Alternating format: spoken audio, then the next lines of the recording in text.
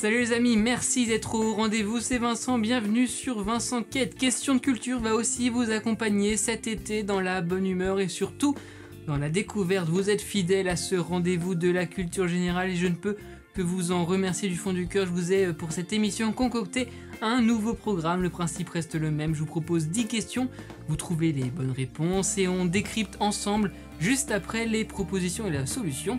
Si vous êtes prêts, je le suis aussi, place à la première question. Qu'est-ce que la loi du talion? Œil pour œil, dent pour dent, pierre qui roule n'amasse pas mousse, tombée de Caribe dans ce style-là.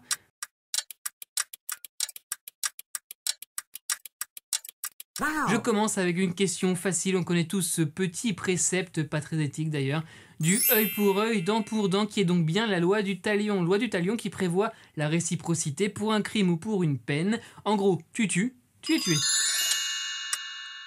À quelle hauteur culmine l'Everest? 8629 mètres, 8759 mètres, 8849 mètres, 8939 mètres.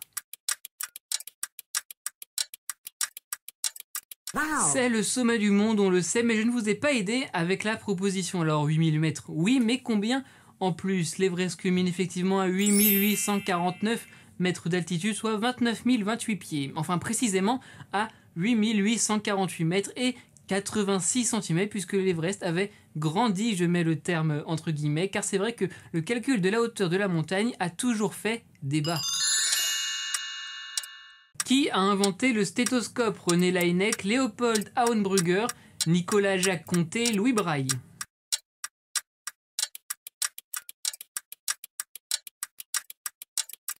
Le stéthoscope, un instrument que l'on découvre dès notre naissance quasiment et que l'on a beaucoup vu chez le médecin pour ausculter le thorax. D'ailleurs, petit point orthographe pour l'auscultation avec bien A. Mais ce stéthoscope, c'est René Théophile Hyacinthe Laennec qui l'a inventé au XVIIIe et XIXe siècle. Rapidement, Léopold Auenbrugger, c'est l'inventeur de la technique de la percussion lors de l'examen médical. Nicolas Jacques Conté, c'est lui l'inventeur du crayon à papier. Et enfin, Louis Braille, vous connaissez sûrement, c'est l'inventeur du braille, ce système d'écriture et de lecture avec des petits points qui ressortent. Louis Braille, qui se trouve au Panthéon pour la petite info. Quel petit poisson tire son nom de deux mots grecs signifiant cheval de mer? L'anguille, la grémille, le silure, l'hippocampe.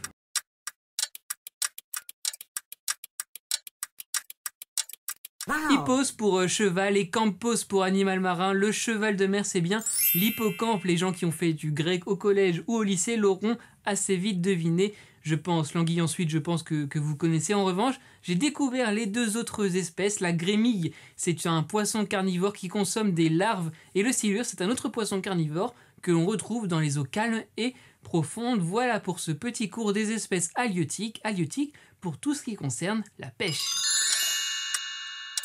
Quel édifice parisien est construit en 1937 sur les structures de l'ancien Trocadéro? La Statue de la Liberté, le Palais de Chaillot, le Lion de Belfort, le Monument à la République. 1937, à l'occasion de l'exposition universelle qui se tenait à Paris, c'est le Palais de Chaillot qui a été construit autour de la place du Trocadéro, pour ceux qui connaissent. C'est juste en face de la Tour Eiffel, la Statue de la Liberté, en tout cas ce fameux exemplaire parisien qu'on retrouve sur l'île aux Cygnes, date de 1886, qui fait 11 mètres et demi de haut, une statue signée évidemment Bartholdi, Auguste Bartholdi, qui a aussi réalisé le Lion de Belfort en 1880, situé place d'Enfer Rochereau. Et enfin, le monument à la République, qu'on connaît comme étant cette statue de la place de la République, a été fait en 1883 par Léopold Maurice. Quelle est la capitale de l'Uruguay? Buenos Aires, Santiago, Asunción, Montevideo.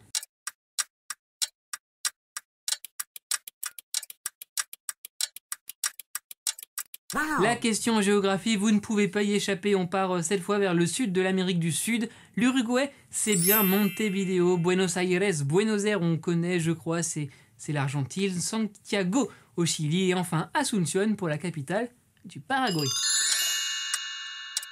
Quel département pour numéro le 39? L'Isère, le Jura, les Landes, le Loir-et-Cher.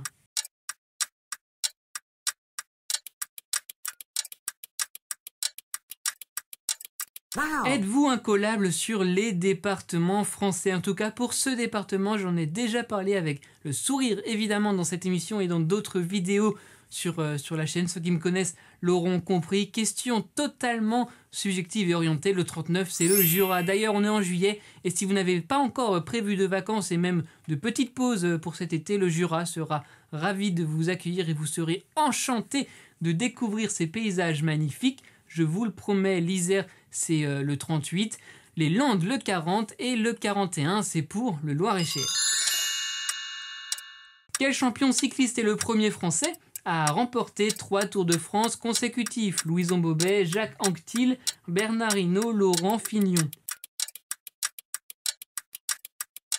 Wow. Je vous ai mis les réponses dans l'ordre chronologique, alors forcément il fallait répondre Louison Bobet qui a remporté les éditions de 1953, 54 et 55 du Tour de France. C'est une vraie légende du cyclisme français, notamment pour ses 3 victoires consécutives, une première pour un Français. On retrouvera ensuite Jacques Anquetil, vainqueur en 57, 61, 62, 63 et 64. Il fait partie du quatuor historique avec 5 victoires, un quatuor.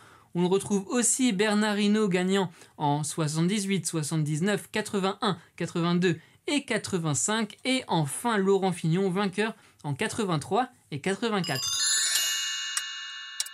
Quel fleuve passe à Montréal? La rivière Rouge, le Saint-Laurent, la rivière de la Paix, le Yukon.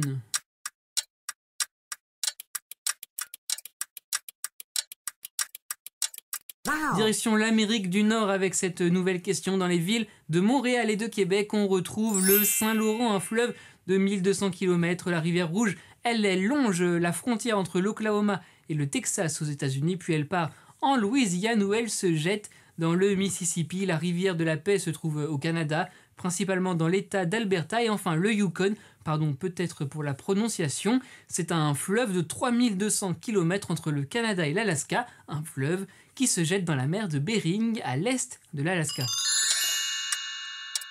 En quelle année a été votée l'IVG grâce à Simone Veil? 1972, 1973, 1974, 1975.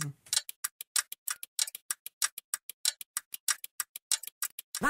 C'est une date en tout cas, une année que vous devez impérativement connaître. Simone Veil, alors ministre de la Santé, qui fait voter le 29 novembre 1974 la loi Veil autorisant l'IVG, l'interruption volontaire de grossesse, une loi votée par 284 voix contre 189 grâce à la quasi-totalité des votes des députés des partis de gauche et du centre, alors même qu'une majeure partie des députés de son camp, la droite, avaient voté contre. L'IVG est entrée en vigueur le 17 janvier 1975, quelques semaines plus tard. C'est donc sur cette loi Veil que se termine cette émission, les amis. Merci d'avoir été présents. On se donne rendez-vous très vite, dans 3 semaines précisément, pour une nouvelle partie ensemble de questions de culture. Ce sera un quiz spécial. N'oubliez pas, soyez heureux, restez curieux.